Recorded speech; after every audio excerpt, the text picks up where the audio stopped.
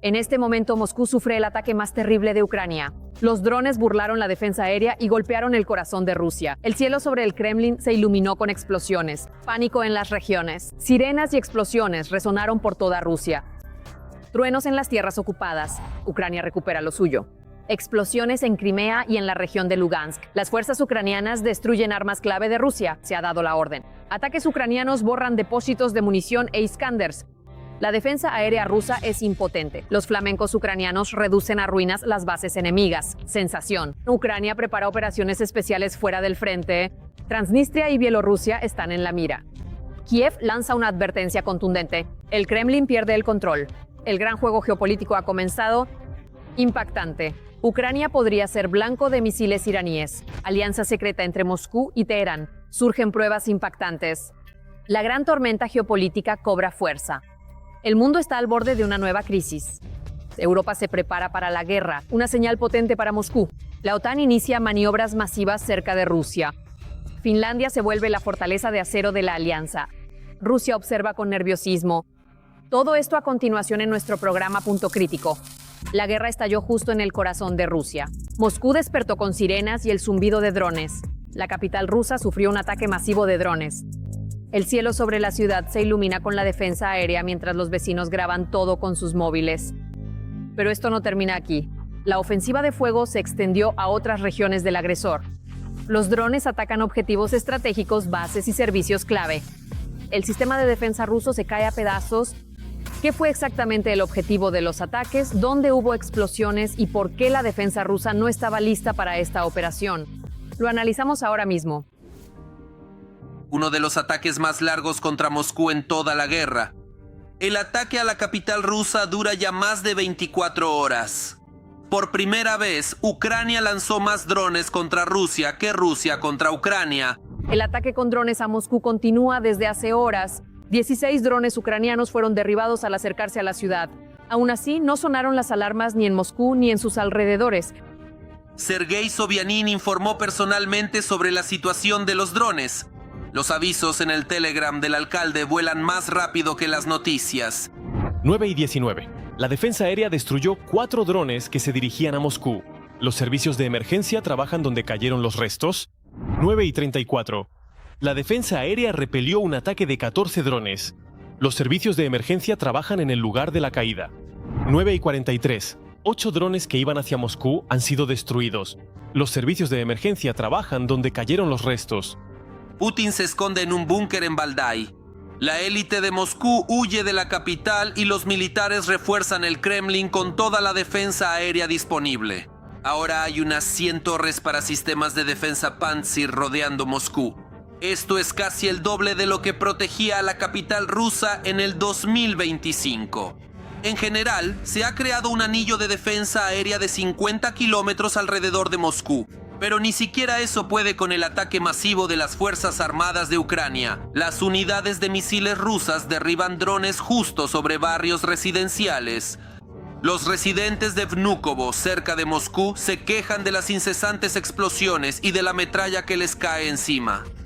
Quiero mostrarles, por aquí en algún lugar lo hicieron explotar, justo detrás de esa casa. Hay una cantera excavada y ahí está la planta de silicato. Allí estaban grabando y por aquí explotó. Los residentes de Volgogrado tampoco han podido dormir desde anoche. Me tiemblan las manos. La defensa aérea en la ciudad no cesa ni un momento. Los residentes locales transmiten en vivo desde sótanos y baños. Hagan lo que quieran, pero yo me quedaré en el baño. Parece que esta vez la central eléctrica local y la refinería de Lukoil cercana no se salvarán. Ya está amaneciendo. Ay Dios, no paran de volar. Durante el día, Novorossiysk también sufre las consecuencias de un ataque a gran escala en territorio ruso. Los residentes informan de la defensa aérea activa y se ve humo blanco desde el puerto. El Kremlin también perdió 2 de sus barcos durante el fin de semana. Nuestra inteligencia militar logró atacar el transbordador Slavyanin y el buque Avangard, que eran la base del cruce del estrecho de Kerch y jugaban un papel clave en la logística naval del enemigo. En concreto, se trata del transporte de armas, equipo militar, municiones y combustible. Estos transbordadores ya habían sido atacados en años anteriores y en el 2024 también atacaron específicamente al Slavianin. También hay cierto daño en ese sentido y dicen que al parecer estos ferries, el Slavianin y el Avangard, eran los últimos capaces de transportar vagones cisterna de una orilla, o sea, desde Krasnodar a la otra orilla, a Kerch, en Crimea.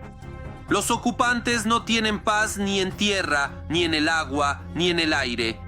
Los drones ucranianos también visitaron los aeródromos militares de Putin este fin de semana. Así, en Maikop, el aeródromo de Kanskaya fue atacado.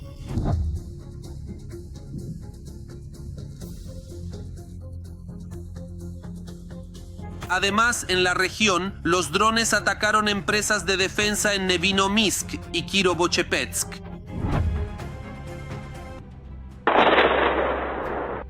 Al final, en lugar de combatir activamente los drones ucranianos, el Kremlin se puso a luchar contra la difusión de información sobre los ataques. Las autoridades rusas están cortando masivamente el Internet en el país. Sin la red mundial, incluso Moscú está en un vacío de información. Desde hace más de una semana, la capital rusa sufre cortes masivos en la telefonía móvil y el acceso a la red. Incluso los llamados integrantes de las listas blancas del Ministerio de Digitalización, servicios que debían seguir disponibles durante las restricciones, casi no funcionan. Solo se capta una señal débil en ciertas zonas y en el metro en movimiento. Nos han devuelto un poco. Bueno, ¿se recuerdan que alguien decía, ay, devuélvanme mi 2008? Pues la verdad es algo así.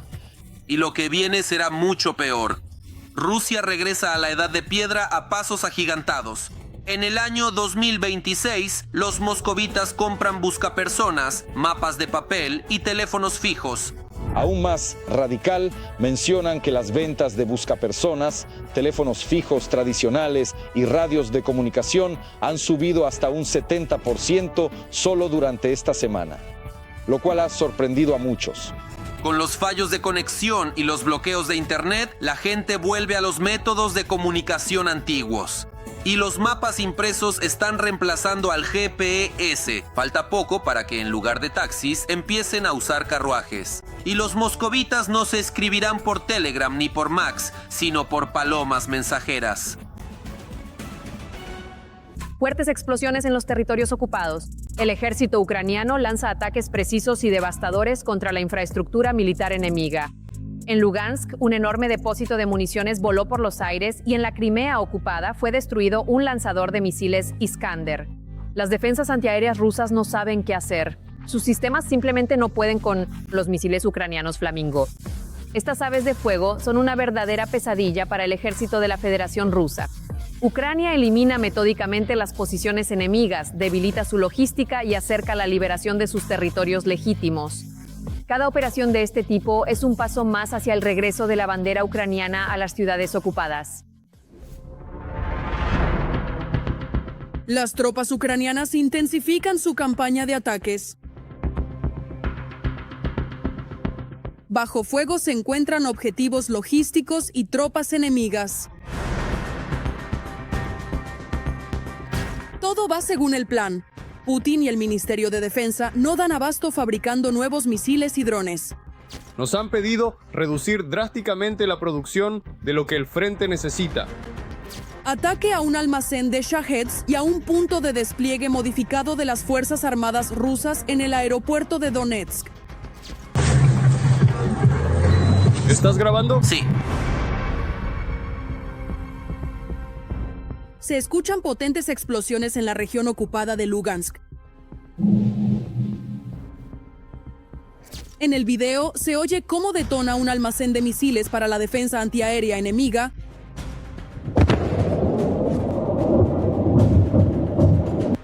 que los ocupantes tenían justo al lado de una zona residencial en Dolzhansk-Sverdlovsk. De esto escribieron los residentes locales. Los representantes del movimiento de resistencia en los territorios del Donbass, ocupados por el enemigo, contribuyeron directamente a estos ataques de precisión. O sea que venden a la patria por unos centavos, asquerosos. ¿Para qué graban esto y lo publican? ¿Por qué dan información? Mientras los rusos atacaban ciudades pacíficas de Ucrania, las fuerzas de defensa cosecharon objetivos militares en la Crimea anexionada.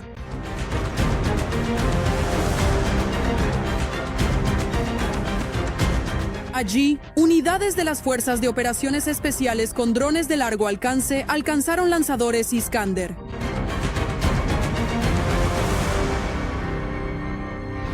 El sistema de misiles Iskander es un objetivo muy valioso y poco común. El lanzador estaba listo para un ataque contra Ucrania. La tripulación estaba cerca. Se registró una detonación secundaria de la munición. Varios drones alcanzaron con éxito todo un punto de almacenamiento de Iskander en el pueblo de Kurort-Noye. Un Iskander le cuesta al ejército ruso unos $700,000 y para exportación más de $2 millones. El Kremlin está en choque porque ahora la defensa aérea rusa no puede interceptar al Flamingo. Ahora podemos fabricar unos 3 misiles al día. El Flamingo es un misil único, desarrollado por ucranianos. Es bastante grande, con una envergadura de 7 metros y una ojiva de casi 1 tonelada. Se lanza desde un lanzador terrestre y puede volar hacia el objetivo a altitudes bastante bajas. Podemos destruir los lanzadores Iskander con el misil Flamingo. Tenemos una especie de tsunami de noticias positivas ahora. Nuestras estructuras de defensa han destruido muchos centros logísticos e Iskanders. Los valientes defensores ucranianos destruyen al enemigo también en el mar. Alcanzaron 2 buques militares. Fue inutilizado el transbordador ferroviario enemigo Slavianin y el buque Avangard resultó dañado. Eran elementos principales del llamado cruce en transbordador de Kerch y participaban en el transporte de armas, equipo militar y municiones. Que se prepare el puente de Kerch. Ahí hay otro arriba, hay otro a la derecha, a la izquierda, por todas partes. Mira, maldición, hacia la bahía. Volaron sobre la bahía, recorriendo toda la bahía tranquilamente. Las fuerzas de defensa siguen convirtiendo el equipo ruso en chatarra. Los ocupantes se quedaron sin la estación de radar Nevo U en la zona de Gvardeyskoye en Crimea. Cerca de Sadovoye, en la región de Donetsk, fue destruido el radar del sistema S-300. En el Donbass, puestos de mando y observación fueron atacados cerca de Uglegorsk, Grafskoye y Kermenchuk. Las fuerzas de operaciones especiales de Ucrania siguen destruyendo objetivos enemigos para impedir que Rusia haga la guerra contra Ucrania. Nuestros defensores avanzan con paso firme para recuperar todas las tierras que el dictador ha ocupado con su ejército, Putin. El juego geopolítico está alcanzando un nuevo nivel. Ucrania se prepara para apoyar a las regiones vecinas que están bajo la influencia del Kremlin o bajo ocupación. Zelensky lanza una última advertencia al bigotudo. Bielorrusia está en el punto de mira de las fuerzas ucranianas. Pero eso no es todo. Se está trabajando activamente en relación con Transnistria. Ucrania declara abiertamente que la lucha por la libertad y la seguridad va mucho más allá del frente. Nuevas operaciones podrían cambiar el equilibrio de poder en toda la región. Aquí los detalles. Ucrania intenta ayudar a sus vecinos que se encuentran bajo la influencia de Rusia. Cada vez hay más rumores de que las tropas ucranianas podrían ayudar a Moldavia a desocupar Transnistria. Ellos mantienen allí a su agrupación militar. Todo les va bien por allá. Eso puede ser una amenaza mayor para nosotros y podemos resolver este asunto si nos ponemos a ello. Resolverlo radicalmente. ¿Pero es necesario hacerlo? Aquí es donde empiezan estas cuestiones geopolíticas. Un enclave cuya tarea es tanto la desestabilización de la propia República de Moldavia como la de Ucrania. Ya está claro que si Rusia no logra una victoria decisiva en la guerra de desgaste contra Ucrania, los días de Transnistria estarán contados. La República autoproclamada dejará de existir y será una región normal de Moldavia, y las fuerzas rusas en suelo ajeno serán expulsadas de Moldavia, tal como fueron expulsadas de otros países donde intentaron echar sus raíces sangrientas. Y aunque Putin desprecia públicamente a Moldavia, los rusos intentan constantemente interferir en la política y las elecciones del país para imponer a sus candidatos y obtener acceso total a la Transnistria ocupada. Moldavia es uno de los países más pobres de Europa.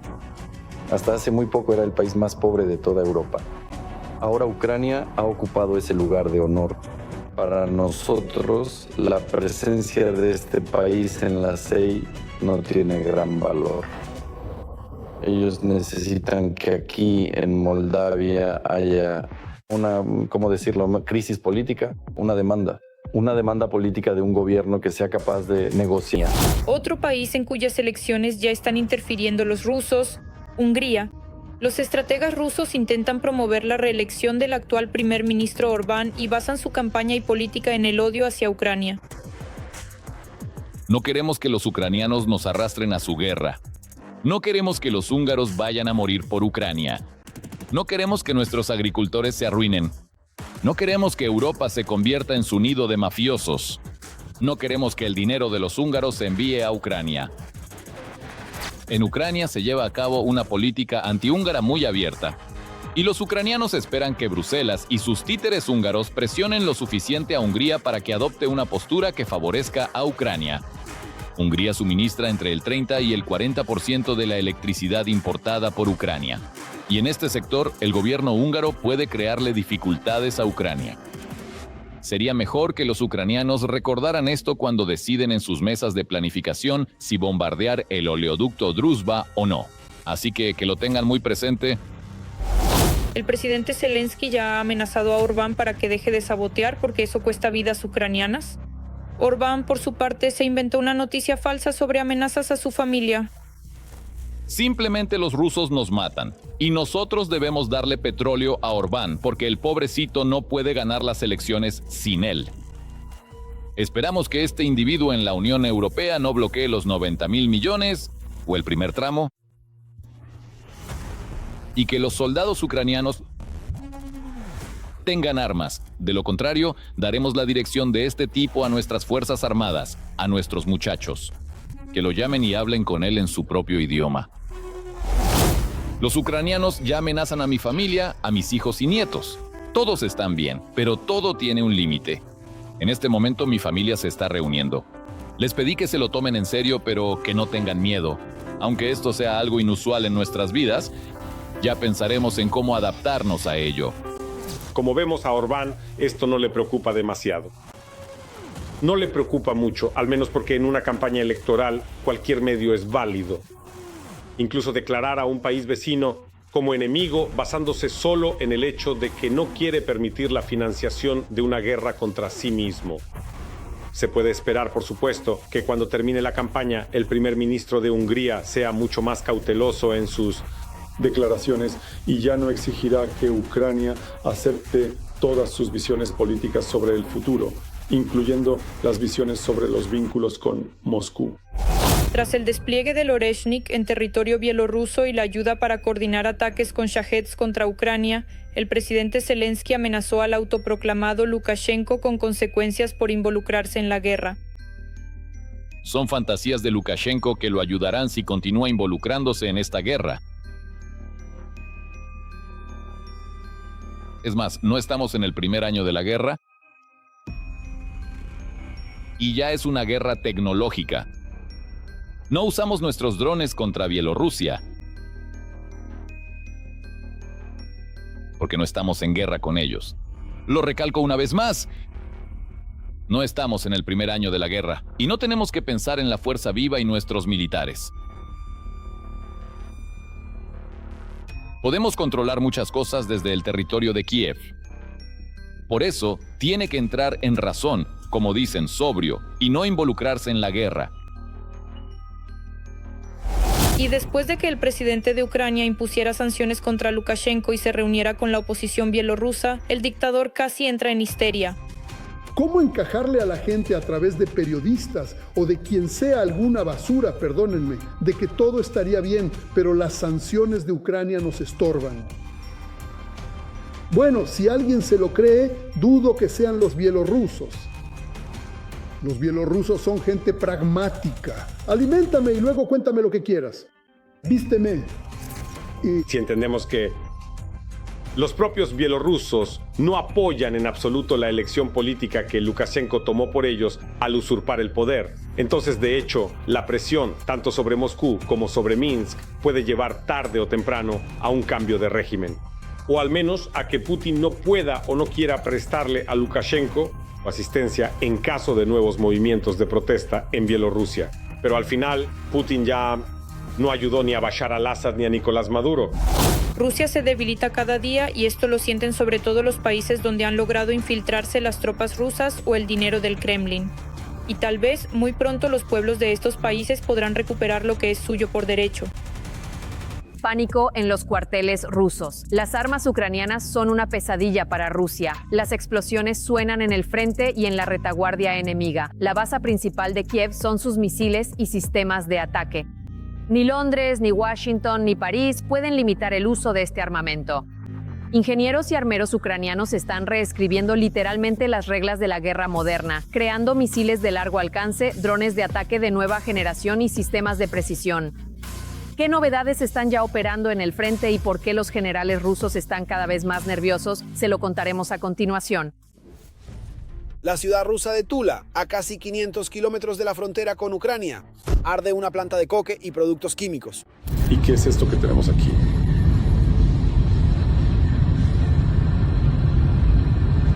Los lugareños debaten en los chats si fue un ataque de drones ucranianos o un fallo técnico. Pero la planta metalúrgica suministra metal y ferroaleaciones a las fábricas de defensa rusas. Y este es un ataque confirmado de las fuerzas ucranianas a un depósito de crudo en Krasnodar. En fin, así están las cosas en este momento. Como puedes ver, ahí está ardiendo el petróleo, claramente. Tras el impacto, el fuego estalló en 3 puntos distintos del depósito de petróleo. El nudo petrolero de Tijoretsk es uno de los mayores puntos de transbordo de crudo en el sur de Rusia. Antes, Gazprom informó que el 10 y el 11 de marzo fueron atacadas estaciones de compresión Ruskaya, Beregovaya y Kazachia, que garantizan el suministro por el Turk Stream y el Blue Stream. El transporte de gas a Turquía, el suministro de gas, ya sea por uno o por ambos gasoductos, será interrumpido.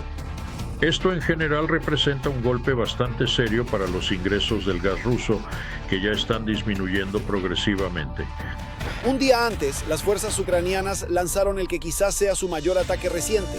Con misiles Storm Shadow atacaron la fábrica Kremni-El en Briansk.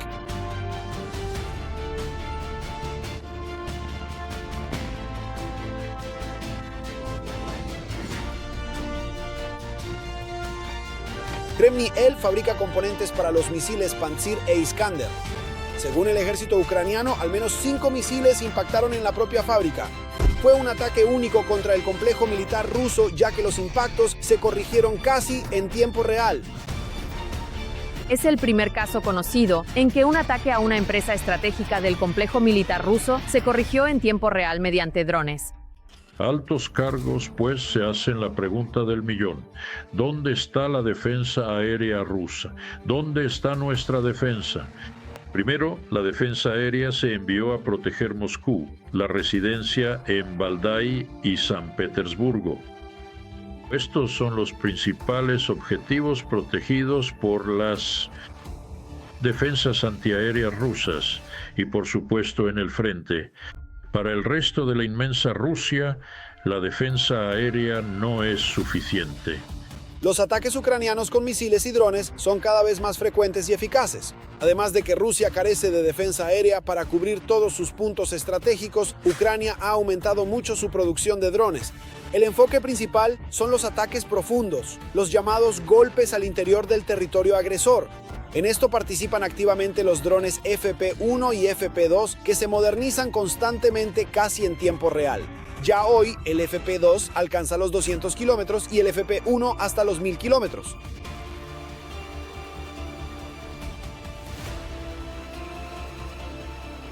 Haremos que el FP-1 tenga un alcance de 1000 kilómetros. Movimos el tanque al ala y ahora lleva 105 kilos a 1000 kilómetros. Y ahora lo codificamos y vamos a instalar el alatanque. Este alatanque permitirá aumentar la potencia en el FP-2. Así tendrá una reserva de hasta 158 kilos de munición.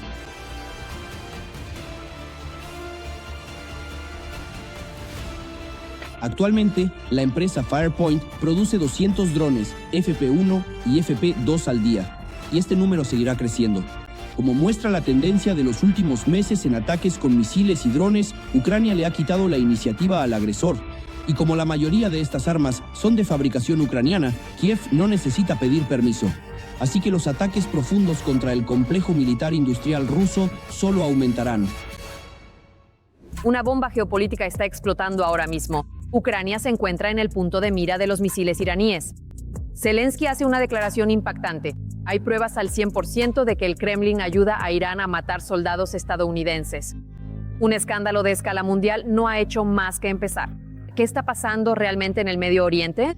¿Qué acuerdos secretos podrían esconderse tras las bambalinas de la gran política? Vea todos los detalles ahora mismo. Irán amenaza a Ucrania con la guerra. Un diputado del Parlamento iraní, en respuesta a la llegada de especialistas ucranianos a países del Medio Oriente, empezó a amenazar con ataques. El islamista guardó un hipócrita silencio sobre los shaheds iraníes con los que Rusia aterroriza las ciudades ucranianas. Al brindar apoyo al régimen israelí mediante drones, la fallida Ucrania ha entrado de hecho en la guerra y, según el artículo 51 de la Carta de las Naciones Unidas, ha convertido todo su territorio en un objetivo legítimo para Irán. El Medio Oriente se está convirtiendo en otro teatro de operaciones en el que Rusia y Ucrania luchan en bandos opuestos. Kiev ayuda a Estados Unidos, a Israel y a las monarquías de la región a defenderse de los drones iraníes, y Moscú apoya a Teherán con el suministro de tecnología, piezas de repuesto e información de inteligencia.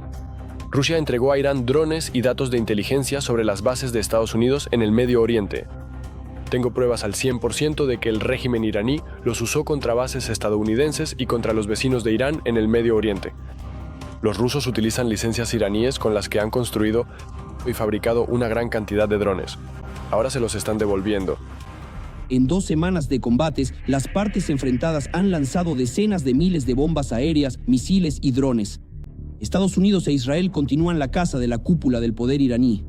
El Departamento de Estado ofrece una recompensa de $10 millones por información sobre el paradero del nuevo líder espiritual. Los medios árabes informan que el hijo de Ali Khamenei, Mojtaba, ha sido evacuado a Rusia. Una fuente de alto nivel, cercana al nuevo líder supremo de Irán, Mojtaba Khamenei, informó al medio Al Jarida que Khamenei fue trasladado a Moscú en un avión militar ruso como parte de una operación altamente secreta debido a su estado de salud y por seguridad. A su llegada, se sometió a una operación exitosa y actualmente recibe tratamiento en un hospital privado en uno de los palacios presidenciales. Mientras tanto, Teherán sigue aterrorizando a la región y tensionando al resto del mundo. El estrecho de Hormuz está bloqueado. El petróleo se mantiene por encima de los $100 por barril y drones y misiles impactan en bases militares estadounidenses, así como en centros petroleros y financieros del Golfo Pérsico. Miren, ahí va un dron, véanlo todos. Ahí. ¡Atrás, retrocedan atrás! ¡Miren! Ha habido una explosión muy fuerte aquí en Bahrein. Consideraremos la posibilidad de poner fin a la guerra solo cuando, primero, recibamos de los Estados Unidos una compensación total por todas nuestras pérdidas. Y segundo, la retirada de las tropas estadounidenses del Golfo Pérsico. Los ataques al oro negro, al dinero y a los negocios estadounidenses en la región han abierto la caja de Pandora. A partir de la tercera semana, uno de los objetivos principales del ejército estadounidense fue la isla iraní de Yarj. Bajo mis órdenes, el Mando Central de las Fuerzas Armadas de los Estados Unidos llevó a cabo uno de los bombardeos más potentes en la historia de Oriente Medio y destruyó por completo todas las instalaciones militares en la isla de Jarj, la joya de Irán. Por razones humanitarias, decidí no destruir la infraestructura petrolera de la isla. Sin embargo, si Irán o cualquier otro hace algo para impedir el paso libre y seguro de barcos por el estrecho de Hormuz, revisaré de inmediato esta decisión. La isla de Jarj es el talón de Aquiles del régimen islamista. Pese a las sanciones de Occidente, la estabilidad de la economía iraní la asegura la venta de petróleo a China. La isla, situada en medio del Golfo Pérsico, es la terminal principal de Irán, por donde pasa más del 90% de las exportaciones de oro negro. En los asuntos militares, rara vez ocurre que el enemigo te ofrezca un objetivo único como la isla de Yark, que podría cambiar drásticamente el resultado del conflicto. Si Irán pierde el control o la capacidad de gestionar su infraestructura petrolera desde la isla de Jarj, su economía quedará destruida. Quien controle la isla de Jarj controlará el destino de esta guerra. Paralelamente al envío de varios miles de infantes de marina estadounidenses a Oriente Medio, el republicano Lindsey Graham, cercano a Donald Trump, insinúa una operación terrestre para que los estadounidenses tomen la isla. El lema Semper Fi, que en latín significa siempre fiel, es el lema oficial de la Infantería de Marina de los Estados Unidos. Europa se prepara a toda prisa para un posible enfrentamiento con Rusia. En Finlandia han comenzado maniobras militares a gran escala que ya se califican como la mayor demostración de fuerza de la OTAN en los últimos años. Los ejercicios se realizan bajo el mando de Noruega y durarán unas 2 semanas. Cientos de unidades de equipo, miles de soldados, aviación y fuerzas navales. Tras la entrada de Finlandia en la alianza, la región cambió drásticamente su propósito estratégico y ahora el norte de Europa se convierte en uno de los frentes clave del enfrentamiento con Rusia. Finlandia ensaya una guerra con Rusia. En el norte del país, el 9 de marzo, comenzaron maniobras masivas de la OTAN llamadas Cold Response 26. Primero, Bielorrusia. En Bielorrusia se realizaron ejercicios. Los ejercicios se llevaron a cabo basándose en el equipo y las unidades que se utilizaron en estas maniobras. Se practicaron acciones contraofensivas y ofensivas contra Europa, en particular contra Lituania, Letonia y Estonia. Tras finalizar los ejercicios en Bielorrusia, las tropas aún no han sido retiradas del territorio bielorruso. Noruega dirige los ejercicios. Durarán unas 2 semanas. A Finlandia llegarán unos 4.000 militares de Estados Unidos, Francia, Italia, el Reino Unido y Suecia. Los finlandeses llevan toda la vida luchando contra los soviéticos. Y los finlandeses son militares bastante profesionales. Los finlandeses luchan desde los primeros días. En mi unidad, tras liberar Kiev, el batallón independiente número 252, sirvieron 10 personas finlandeses voluntarios que firmaron un contrato. Incluso tuve un pelotón separado en la primera compañía, donde los finlandeses combatieron valientemente en Torsk y en Bakhmut. Les diré que luchan de forma profesional y competente. En total, en los ejercicios participan unos 25.000 militares de 14 países de la alianza de la OTAN. El objetivo es reforzar el flanco norte de la OTAN, practicar la interacción de ejércitos aliados en climas difíciles y comprobar la rapidez de despliegue. Es cierto que no tienen la experiencia de combate que hay en Ucrania. Todavía se están preparando según los viejos estándares de la OTAN. En general, el ejército de la OTAN no está listo para una guerra con la Federación Rusa, porque ahora es una guerra de robots y sistemas autónomos. Por ahora, las tropas de la OTAN no son capaces de contener la agresión de la Federación Rusa. Aún no han pasado a ese nivel de guerra. El servicio de prensa de las fuerzas de Estados Unidos en Europa declaró que los ejercicios buscan reforzar su presencia en el Ártico y asegurar una ventaja estratégica. Irán. Israel decidió ir a la guerra con Irán, Estados Unidos apoyó a Israel y casi todo el ejército, gran parte del ejército de Estados Unidos y la Unión Europea luchan contra Irán. ¿Por qué entonces hay una política tan débil por parte de Trump hacia los rusos? Putin es un dictador aún peor que el que acaba de fallecer en Irán. Y si Trump no hubiera apoyado una política tan lenta, junto con la Unión Europea, y nos hubiera dado todas las fuerzas y medios necesarios, habríamos vencido a Rusia en el año 23. Los ejercicios militares en Finlandia han aumentado recientemente. En noviembre de 2025, a unos 100 kilómetros de la frontera rusa, se llevaron a cabo las maniobras Northern Strike 25. Los militares ensayaron el uso de artillería en invierno y la cooperación entre los aliados de la OTAN. Eso es todo por ahora, pero vean más noticias de actualidad en nuestra próxima entrega.